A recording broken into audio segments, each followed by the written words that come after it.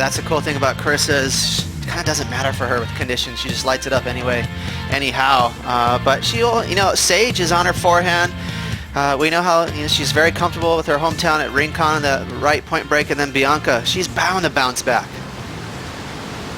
She needs to bounce back. Bianca has been a little underwhelming so far in this event. A low heat score total, just scraping through the second round. But it's going to be Sage Erickson, who looks fired up in 2016, starting with a nice carve. Finding some open face again on the inside, mixing things up. And again, going to that rail to finish that right off. So 3 manoeuvres, pretty solid combination there from Erickson. Expecting a decent number.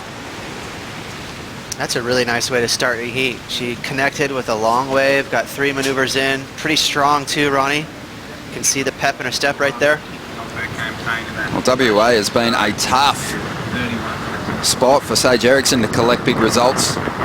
Already on her way to her best finish in this event. 2 round 2 exits in the past, back in 2013 and also last year. Well, look how clean the face is. So that surfboard, no chatter today. They're going to be able to draw more aggressive lines, go bigger off the top.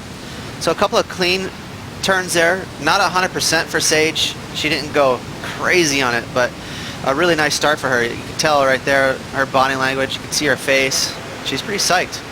A little bit of insight from Sage. She said that's actually Nathaniel Curran's board. It's a DFR shaped by CI, and it's interesting because DFRs aren't a step-up board. I think Russ knows the models a bit better than I do, but it's so interesting that she has managed to kind of get that board from Nathaniel, and it's working so well for her.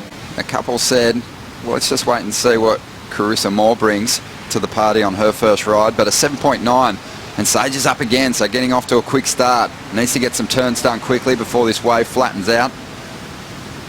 Nice carve. And again, just drawing her manoeuvres out. Did she leave any points at the start of that ride, though? Well, she took her time, definitely, Ron. It was a tricky wave. It had a bit of a long section to start with. Unless she did like a floater right away, it was going to be, always tough to get a maneuver done. But there was one opportunity there, missed. So just a couple of points left on the plate. But I'm surprised that she got the first 2 waves of this heat. Usually, if you get the first wave, you're kind of back in the line. But everyone let this wave go. It's right there. If she could have pivoted really quick and got onto the roof of the wave, she could have probably got a floater. I think that's maybe the one move she could have got done before that snap right there. Decent little cutty. So a very fair number for her. 4.5 from the judges, Ron. 4.5, 7.9. That means that Carissa and Bianca are already chasing 2 waves. And I like it. I like the approach. It's smart tactics because it's a little slower than we've seen in the first 3 days of competition today. And here we go, a bit of hustle on the takeoff zone, but Bianca, she gets the edge on Carissa Moore here, drives up into that first section. Looking a little more switched on already, Bianca, compared to yesterday.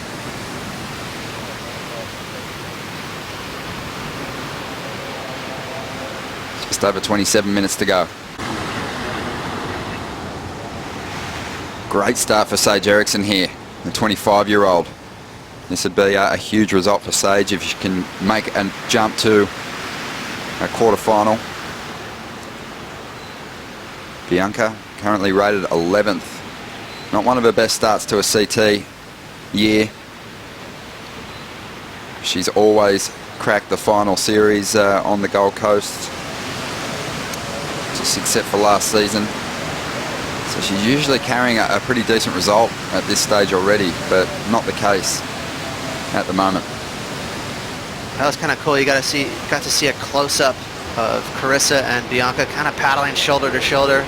Carissa really wanted that wave, but the good news for Carissa, she didn't miss a whole lot of opportunity. Just a 4.9 for Bianca. It was another short wave, so a big advantage for Sage. Through the middle of the season was a loss here in the second round to Joanne DeFay.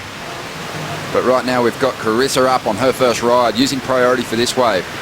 Tidy snap to get started. This wave hasn't allowed Carissa to really dig in So Sage Erickson's still going to hope the highest number, but Carissa's going to be on the board. So this is, again, she got set in that rhythm where she's off with a really good wave. Sage had that first set, and so has a really big advantage now because Carissa, with 20 minutes to go, that's not going to be a keeper for her. 21 minutes. And it's interesting hearing Courtney talk about the importance of round 3 wins and getting directly to the quarters. At the moment, the seedings are all over the place on the Women's Championship Tour. We had Sally Fitzgibbons. Even though she's still one of the top seeds, she had her worst finish up there on the Gold Coast. Steph Gilmore came into the year in 6th spot as the injury wild card. And it's just thrown all those top seeds against each other in the earlier rounds. And what you see, if there's upset results in the 3rd round, is title contenders meeting in round 4, sorry. And it can really be damaging to your title campaign. Like Courtney said, you don't want 9ths. Very much so. More than the men's, you know, because for the women's, it's just 17 ladies competing every event. So those 9th places almost are equal to a 25th place for the men.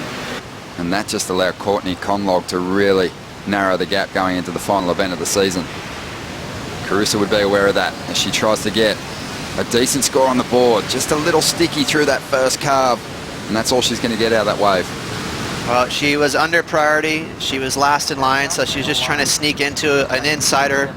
But there's that wind. Again, it's picking up a little bit. It did push her out the back. She didn't quite get that propulsion down the line. Just over 19 minutes to go.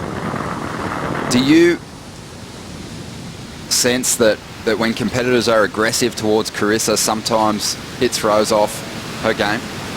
I personally haven't seen that, but she definitely doesn't have that rough, tough, thick skin that Courtney has. I would say Carissa's goes to the drum beat more of positivity, meaning she just tries to focus on her own surfing and that's it. She doesn't get off on trying to kind of put it in your face and pushing someone into the ground.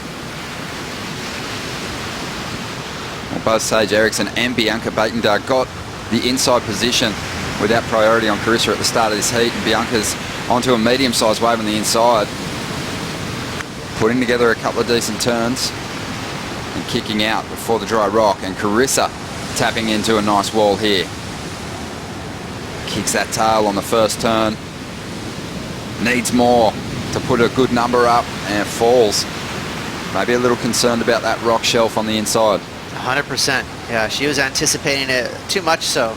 Easy to say from the safety of the booth right here, but you know, she had just a little bit of water and cushion on that rock, so she could have rode out of that move, but it's tough. It's tough to buckle down and ride out of that thing with the, you know, that rock staring at you.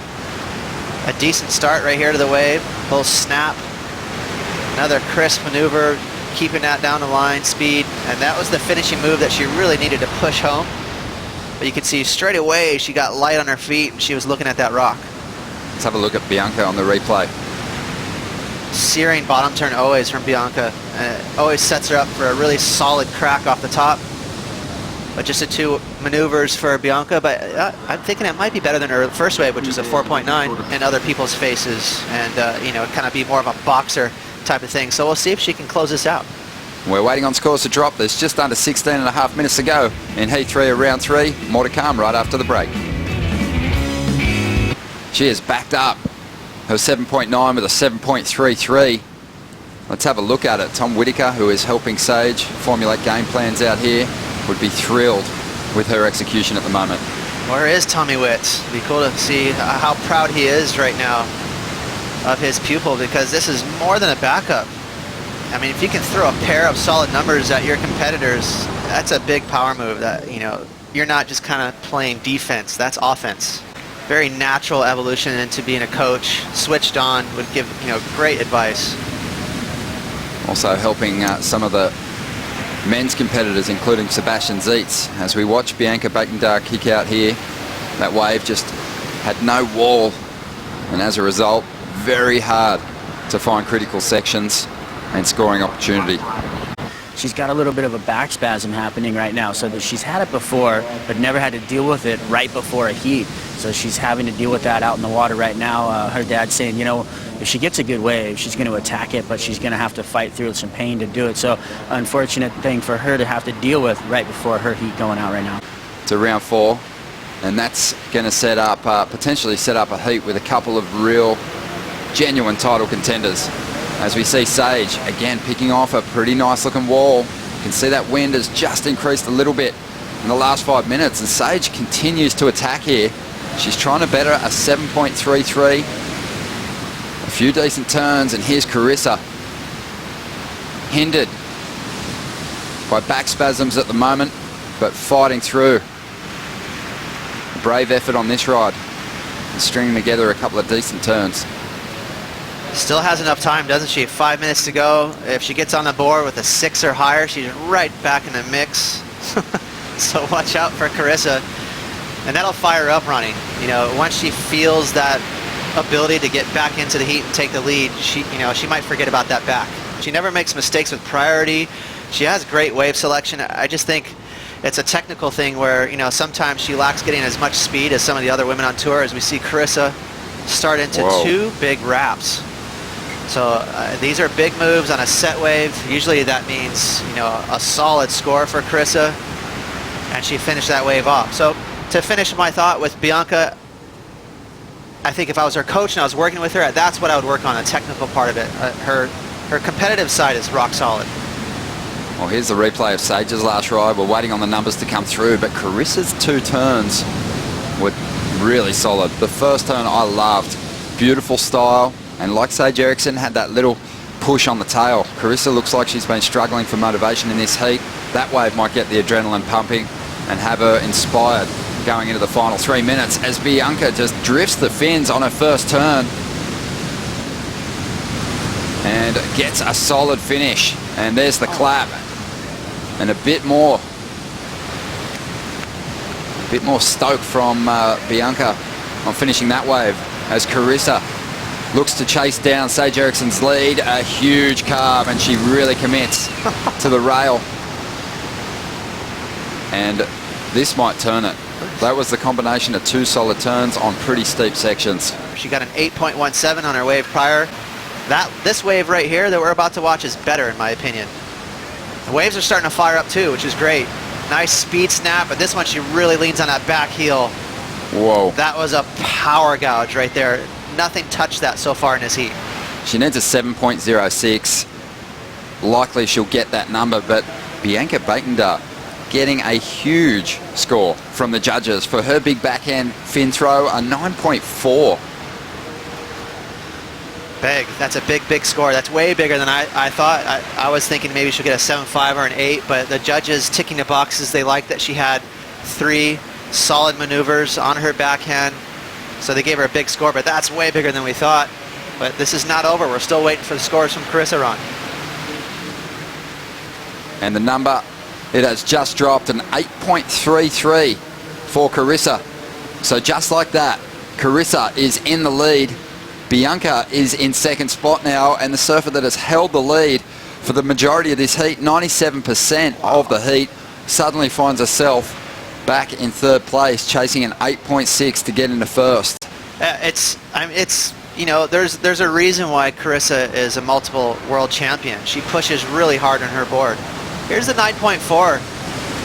That is an aggressive snap. That was really nice. On her backhand, so she had that 12 o'clock snap. Finish was solid. It was solid, all the way around solid, but the snap for me personally from Carissa was on another planet, and that's where I think, you know, that score is kind of hard to digest, but hey, she's in the lead. And the heat has just come to a close. Well, what about that? Carissa Moore, she didn't look like she was in that heat at all until the final stages.